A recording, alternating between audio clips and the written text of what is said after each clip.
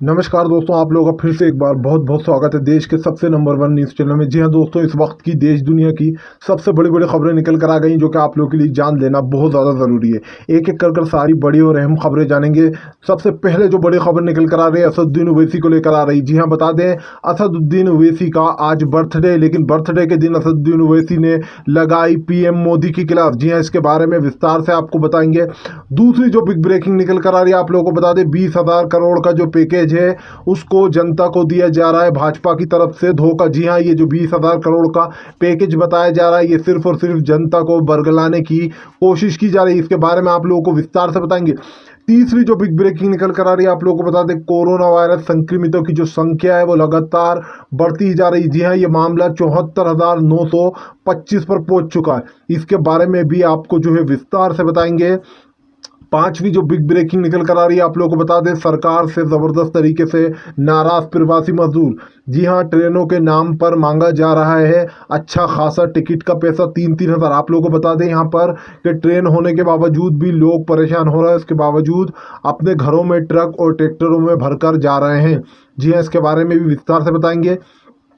छठी जो big breaking निकल कर आ रही है, आप लोगों को बता दें फिर से एक बार लॉकडाउन बढ़ने की आशंका। जी हाँ, लॉकडाउन का समय बढ़ाया जा सकता है सरकार की तरफ से, इसके बारे में भी विस्तार से आपको बताएं। सातवीं जो बड़ी खबर निकल कर आ रही है, आप लोगों को बता दें फिर से आरोग्य सेतु ऐप पर पूर्व जज ने उठाए सवाल। जी हाँ, दरअसल आप लोगों को बता दें जो पूर्व जज है उन्होंने कहा ये पूरी तरह से आरोग्य सेतु ऐप जो है वो पूरी तरह से सेफ नहीं है, लोगों का डेटा चुरा सकती है और लोगों के मन की बात जान सकती है ये। चलिए बढ़ते हैं एक एक खबरों की ओर। बता दें सबसे पहले जो बिग ब्रेकिंग निकल कर आ रही है वो असदुद्दीन ओवैसी को लेकर आ रही। जी हाँ, असदुद्दीन ओवैसी ने फिर से एक बार जो है साधा पीएम मोदी पर निशाना। दरअसल आज असदुद्दीन ओवैसी का हैप्पी वाला बर्थडे, तो जितने भी लोग हो सब लोग असदुद्दीन ओवैसी साहब को हैप्पी बर्थडे लिख के जाओ। उसी के साथ साथ आप लोगों को बता दें असदुद्दीन के बर्थडे के साथ साथ असदुद्दीन ओवैसी ने एक बहुत ही भावुक स्पीच भी दी है।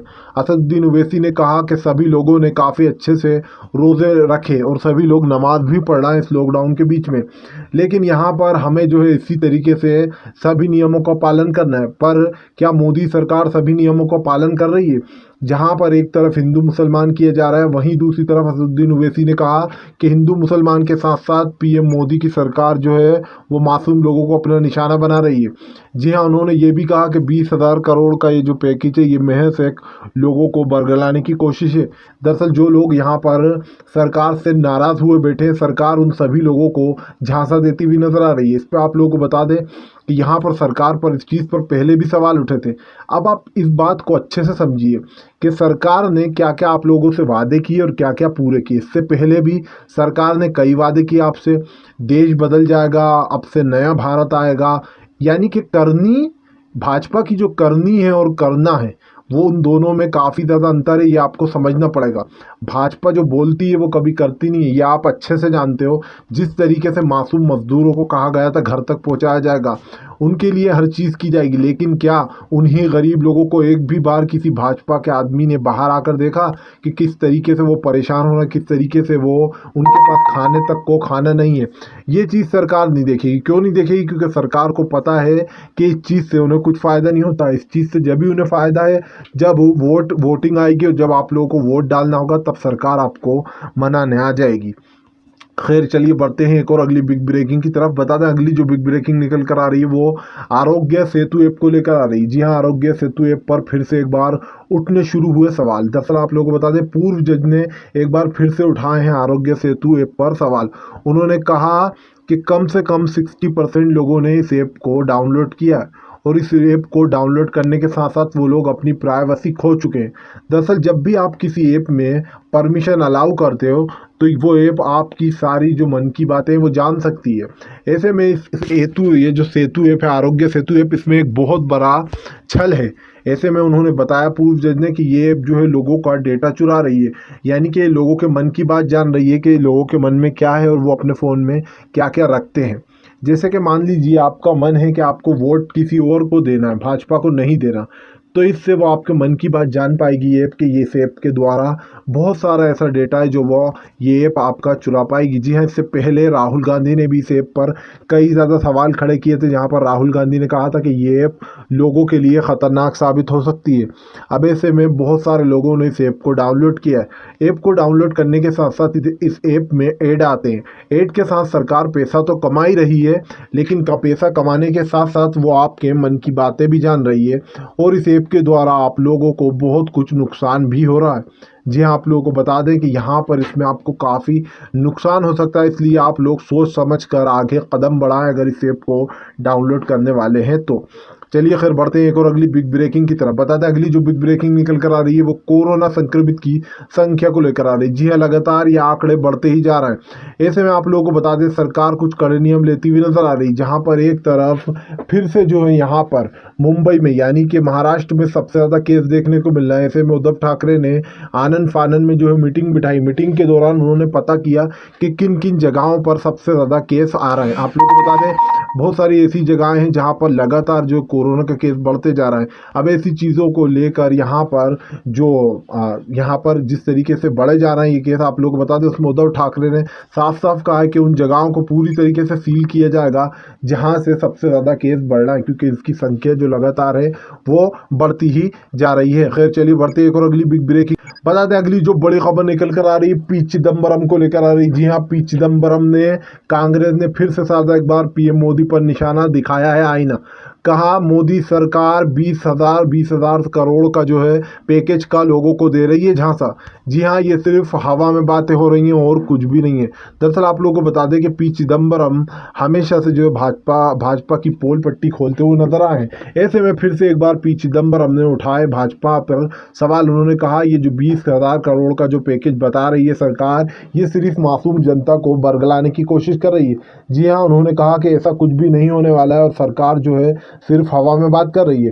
आप लोगों को बता दें इससे पहले भी सरकार ने कहा था कि हर किसान को पैसा मिलेगा, हर किसान के लिए ये होगा, गरीब भाइयों को नौकरी मिलेगी, जितने भी बेरोजगार हैं उनको नौकरियां मिलेगी। हुआ क्या, उसका उल्टा ही हो रहा है। जिस तरीके से लॉकडाउन लगा और जो मासूम लोगों की नौकरियां थी वो भी जा रही हैं, इसके बारे में भी बताऊंगा मैं आपको। लेकिन फिलहाल यहाँ पर पी चिदम्बरम ने किया है कि यहाँ पर सरकार की बात पर बिल्कुल भरोसा ना करें, क्योंकि सरकार की करनी और कहनी में बहुत बड़ा अंतर है। ऐसे में आप लोगों को बता दें जिस तरीके से मासूम लोगों की जानें गई हैं, परेशान हुए हैं, उससे ये साफ है कि सरकार को आम जनता से कुछ लेना देना नहीं है। सरकार को सिर्फ पैसे वालों से ही लेना देना है, जिन लोगों ने भर भर कर सरकार को खूब पैसा डोनेट किया। लेकिन सरकार ने क्या दिया, किसी को भी कुछ नहीं मिला। चलिए खैर बढ़ते हैं एक और अगली बिग ब्रेकिंग की तरफ। बता दें अगली जो बड़ी खबर निकल कर आ रही है वो बिहार से लेकर आ रही है। जी हाँ, बिहार में तमतमाई हुई है राजनीति। दरअसल जिस तरीके से बिहार के जो प्रवासी मजदूर हैं जिस तरीके से दिल्ली और मुंबई में परेशान हुए हैं, उसको लेकर अब इन लोगों में बहुत ही गुस्सा भरा हुआ है। आप लोगों को बता दें जिस तरीके से यहाँ पर मजदूर जो प्रवासी थे उनकी परेशानी बढ़ी है, इसको लेकर सरकार बिल्कुल चुपचाप बैठी थी, जहाँ पर अब सरकार पर सवाल उठना शुरू हो गए। प्रवासी मजदूरों से पूछा गया कि क्या आपको सरकार ने पैसे भेजे, यहाँ से पैसे मिले हैं आपको लाने के दिल्ली से? तो उन मजदूरों ने कहा हमारे एक भी पैसा नहीं मिला और हम जो अपने किराए से बड़ी मुश्किल से आ पाए, क्योंकि उनके पास ना ही खाने को पैसा था ना ही कुछ खर्च करने को। ऐसे में 3-3 हज़ार रुपये दे देकर लोग जो है ट्रक और ट्रैक्टर कर करके अपने गाँव बिहार में पहुँच रहे हैं। जहाँ पर उनसे पूछा गया कि आखिर ट्रेनें चल रही हैं, आप ट्रेन में क्यों नहीं आए? तो मजदूरों ने खोल दी पीएम मोदी की एक और पोल। जी हाँ, उन्होंने कहा कोई ट्रेनें नहीं चल रही हैं, एक ट्रेन चल रही है, जैसे हम उस ट्रेन में बैठे तो उसका भी इंजन खराब हो गया। ऐसे में वो जो मजदूर हैं वो सभी को ट्रक और ट्रैक्टर में बैठकर आना पड़ा, जहां पर फिर से पीएम मोदी की एक बार पोल खुलती हुई नजर आई है। भाई लॉकडाउन को लेकर भी यहां पर पीएम मोदी ने काफ़ी कुछ सवाल खड़े किए, जहां पर 15 तारीख का समय दिया गया है। इसमें साफ साफ लोगों को पता रहता है हर बार कि पीएम मोदी आएंगे और लॉकडाउन बढ़ाकर चले जाएंगे, तो फिर ये नाटक क्यों 15 तारीख का? आखिर जब करना ही है अनाउंस के लॉकडाउन और भी बढ़ाया जाएगा तो फिर कल का करते हो तो आज करो। ये नाटक क्यों, लोगों को झांसा क्यों दिया जा रहा है बार बार कि सरकार काफ़ी अच्छा काम कर रही है? हम लोग सोचते हैं फिर आपको बताएंगे। ऐसे में सरकार की ये रणनीति जो है आप सीधी सादी पोलें खुलती हुई नजर आ रही हैं। चलिए खैर बढ़ते हैं एक और अगली बिग ब्रेकिंग की तरफ। वहीं पर अगली जो बिग ब्रेकिंग निकल कर आ रही, फिर से एक बार असदुद्दीन ओवैसी ने, जी हाँ, साधा है पीएम मोदी पर निशाना। बता दें, असदुद्दीन ओवैसी ने कहा कि ये लॉकडाउन असंवैधानिक है।